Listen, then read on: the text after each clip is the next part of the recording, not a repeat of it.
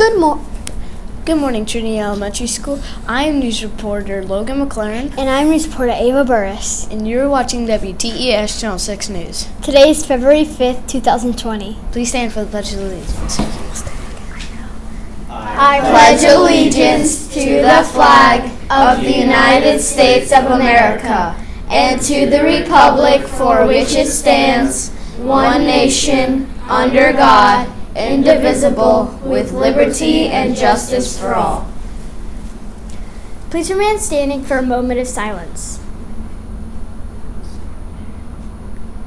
Please be seated. Today, the cafeteria staff is hard at work preparing PB&J sandwich, Sloppy Joe sandwich, and pretzel bites. And a choice of 3 sides: Popeye side salad, pineapple bites, and 100% fresh fruit juice. Now to Colin Foy with our weather, birthdays, and special announcements. Good morning, Trinity Elementary School. My name is Colin Foy. Today the weather is partly cloudy. Today we expect a low of 66. Tomorrow we expect a high of 79 and a low of 66. Birthdays. The following trailblazers have birthdays today: Armand Henderson and Ava Geisman. Now to administration for some important announcements. Good morning. Good morning, Trailblazers, and happy Wednesday. We want to welcome everybody to school today. We are excited for another day of learning and growing.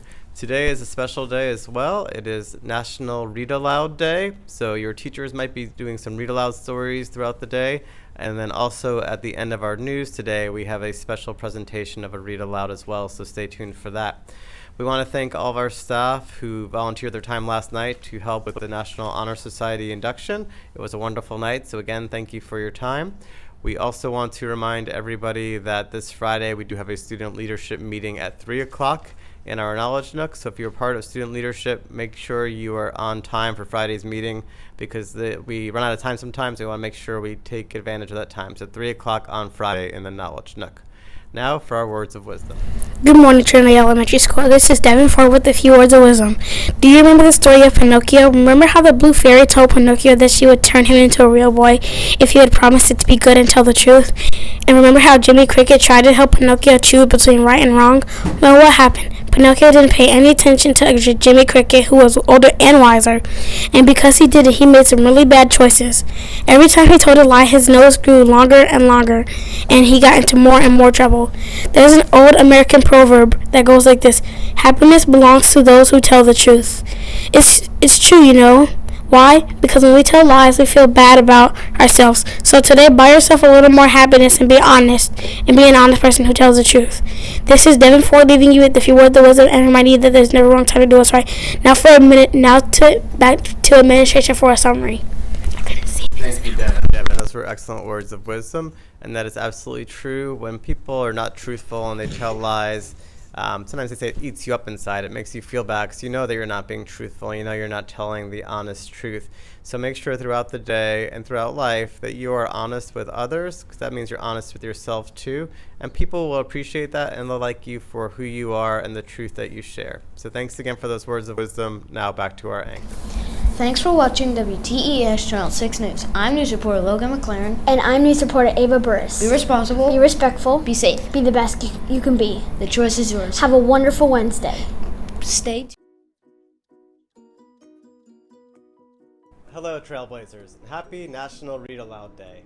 Today, I'm going to read to you one of my favorite books, The Good Egg. Oh, hello. I was just rescuing this cat. Know why? Because I'm a good egg. A very good egg. It's true. I do all kind of good things, like I'll carry your groceries. I'll water your plants. I'll change your tires. I'll paint your house. If you need any help whatsoever, I'm your egg. I've always been a good egg. It's been this way from the very start, even in my earliest days. Back at the store, there were a dozen of us living together under one recycled roof. There was Meg and Peg and Greg and Clegg and Shell and Shelly and Sheldon and Shelby and Egbert and Frank and other Frank. The other 11 eggs weren't on their best behavior. They weren't exactly good. They ignored their bedtime. They only ate sugary cereal. They threw tantrums. They cried for no reason. They broke their stuff on purpose. Meanwhile, I tried to take charge. I tried to fix their bad behavior. I tried to keep the peace because I was a good egg. A very good egg. Nobody seemed to care though. Every night I was exhausted. My head felt scrambled. Then, one fateful morning, I noticed some cracks in my shell. Yikes! They were everywhere. My doctor said it was from all the pressure I was putting on myself. The pressure of making sure everybody was as good as me. I was cracking up. Literally. Something had to change. I'd had enough.